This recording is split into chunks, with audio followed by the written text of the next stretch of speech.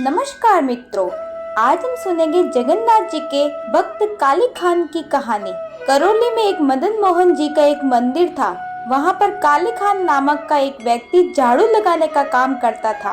परिस्थिति कुछ ऐसी होने पर काली खान को यह काम करना पड़ा। काली खान नित्य साफ सफाई करते और अपना पूरा काम मन लगाकर करते। एक दिन काली खान अपना कार्य कर रहे थे तो उनकी नजर मदन मोहन जी पर पड़ी और वे बस एक ही नजर से निहारते रहे।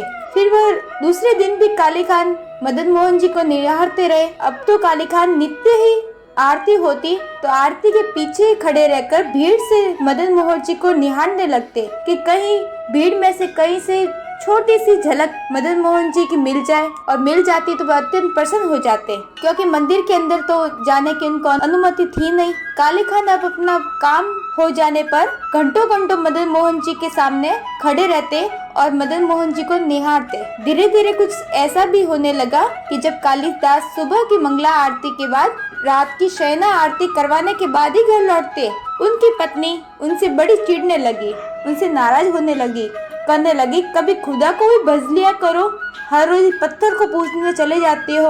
और बात बात पर काली खान को ताने सुनाने लगती। कहा जाता है कि भगवान 3 तरह के लोग भजते हैं। एक वह जो भगवान भजने में इच्छा रखता है, दूसरा जो अपनी इच्छाओं की पूर्ति के लिए भजता है, और तीसरा दुखियारी कह सकते हैं जो हर तरफ से केवल दुख ही दुख जिल्लत प्राप्त करता है। हर तरफ से उसको केवल धोखा धक्का ही मिलता है। तो काली खान का भी कुछ ऐसा ही हाल था। वह घर जाते तो उनकी पत्नी ताने सुनाती, कई बार जाते लोगों के बीच में बैठते तो लोग उन्हें ताने कसते कि हर रोज पत्थर को पूजता है, कभी अल्लाह को भी पूजा कर, कभी अल्लाह को भी याद कर लिया कर, काफिर कहीं का। काली खान को काफिर ही बुलाते। उनके कोई बच्चा नहीं था, इस कारण लोग उन्हें ताने सुनाते। काफिर है, पत्थर को पूजता है, खुदा को कभी याद नहीं करता, तभी इसकी कोई औलाद नहीं है। काली खान जहाँ भी जाते उन्हें बस यही ताने मिलते। अब बस हर जगह से हार चुके थे। काली खान ने अब तो दोपहर को घर जाना भी बंद कर लिया था,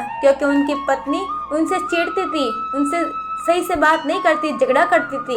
एक दिन मदन मोहन जी को काली खान निहार रहे थे, तब काली खान बोले, आप बड़े प्यारे लगते हो, मैं जहाँ भी जाता हूँ मुझे बस ताने ही मिलते हैं, जिसके पास भी जाता हूँ मुझे बस ये कहते हैं तू काफिर है, इसलिए तेरी औलाद नहीं है। लोग कहते हैं अगर तेरा भगवान है तो तेरी औलाद क्यों नहीं होती, तू अगर पत्थर को पूजता है तो तेरी औलाद क्यों नहीं होती। ये बातें मेरे भक्ति में बाधा कर रही है। भगवान मैं आपकी शांति से आपको जी भर के देखना चाहता हूँ, मुझे कुछ नहीं चाहिए, पर मेरे घर वालों के लिए एक संतान दे दो जिससे वे सब शांत हो जाए और मुझे ताने मारने बंद कर दे और मैं शांति से आपकी भक्ति करता रहूं। कुछ ऐसा चमत्कार कर दो। फिर चमत्कार ऐसा ही हुआ कि कुछ दिन बाद काली खान की पत्नी गर्भवती हो गई। फिर लोगों के मुंह बंद हो गए। अब काली खान बड़े ही फक्र से रहने लगे और पूरे दिन मंदिर में बिताने लगे। वह शांति से भगवान की भक्ति करने लगे, घंटों घंटों भगवान को दूर से निहारने लगे। काली खान खुश रहने लगे। परंतु ठाकुर जी कहाँ किसी की जिंदगी सीधी सीधी चलने देते हैं, क्योंकि वह स्वयं टेढ़े हैं। वैसे ही हमारी जिंदगी भी टेढ़ी कर लेते हैं। कुछ दिन बाद काली खान का बेटा अपने मित्रों के साथ खेलने गया था। वहाँ काली खान के बेटे को काले नाग ने डस लिया। काले नाग के डसते ही बालक पूरा नीला पड़ गया। उनके मित्रों ने जब देखा तो काली खान के घर पे खबर करने गए, परंतु काली खान तो घर पे थे ही नहीं, वे तो मंदिर में थे। उनकी पत्नी मंदिर में गई उनको बुलाने के लिए, चलो हमारे बेटे को काले नाग ने खाया है, जल्दी चलो, किसी हकीम को बुलाओ, झाड़ू फुकवाओ, नहीं तो हमारा बेटा मर जाएगा। ये कहकर पत्नी चलने लगी। पत्नी आगे चल रही थी, परंतु उसने पीछे देखा कि काली खान आए हैं नहीं, तो देखा कि काली खान तो अभी तक मूर्ति के सामने ही खड़े हैं। तो अब पुनः काली खान को बुलाने गई और उनसे इस कदर डांटने लगी और कहने लगी कि सब लोग आपको सही कहते हैं, आप काफिर हो, हमारा बेटा मर रहा है, फिर भी आप इस मूर्ति के आगे खड़े हो, हमारा बेटा मर जाएगा, चलिए। परंतु काली खान तो अभी भी वहीं खड़े हैं। तब काली खान की पत्नी गुस्से में होकर कहने लगी, अगर मेरे बेटे को कुछ हो गया, मेरा बेटा मर गया, तो फिर आपको और आपके इस पत्थर के देवता को देख लूंगी। इतना कहकर काली खान की पत्नी चली जाती है। तब काली खान भगवान से कहने लगते हैं, भगवान मुझे आपने संतान वरदान दी। अब ख्याल रखना भी आपका ही काम है। मैं चलता हूँ भगवान। काली खान की पत्नी अपने बेटे के पास जाकर बैठ जाती है। वो रोने लगती है। सब लोग वहाँ पर इकट्ठे हो जाते हैं। तब पीछे से काली खान आते हुए दिखाई देते हैं। पत्नी पूछती है कि हकीम को लाई, हकीम कहाँ है? तब काली खान बोलता है वो तो मैं भूल गया। लोग कहने लगते हैं ये तो काफिर है, इसकी वजह से ही बच्चे को काले नाग ने खाया है, कभी खुदा को याद नहीं करता। कुछ देर बाद हकीम आकर नब्ज देखते हैं बच्चे की। तब हकीम बोलते हैं बच्चा मर गया है। फिर काली खान की पत्नी बच्चे को उठाकर मदन मोहन जी के मंदिर के दरवाजे के बीचों बीच ले जाकर बच्चे को लेटा देती है और कहती है अपने पति से अब कहो इस भगवान से कि मेरे बेटे को जिंदा कर दे, नहीं तो मैं खुद भी यही मरूंगी, तुमको भी मारूंगी, इस पत्थर को भी नहीं छोड़ूंगी। और कह दो इस भगवान से आप कहते थे ना इन्होंने हमारे बेटे को दिया है, तो ध्यान भी इनको ही रखना चाहिए था।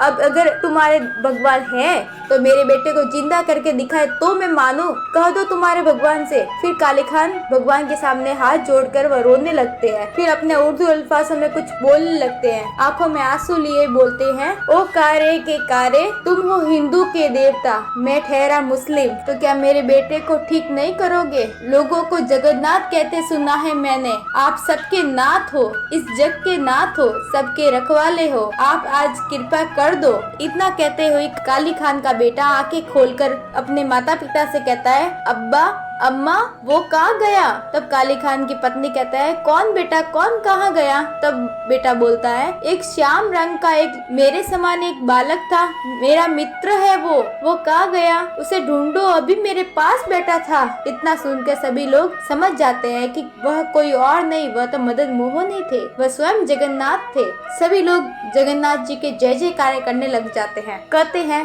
भगवान की भक्ति करने से नहीं होती, भगवान की कृपा से ही होती है। अगर भगवान की भक्ति हो जाए तो वह अंदर से अल्फाज निकलने लगते हैं। अभी हम भगवान की भक्ति करते हैं लेकिन हमारे अंदर भगवान की भक्ति बसी नहीं है, इसलिए हम कबीर के रहीम के दोहे पढ़ते हैं। जब हमारे अंदर भगवान की भक्ति बस जाएगी तो हम स्वयं के दोहे निकालना शुरू करेंगे। जय जगन्नाथ। मेरे प्यारे मित्रों, अगर मेरी कहानी आपको अच्छी लगी हो तो वीडियो को लाइक करें, शेयर करें, कमेंट में जय जगन्नाथ जरूर लिखें और मेरे चैनल को सब्सक्राइब जरूर करें। जय जगन्नाथ।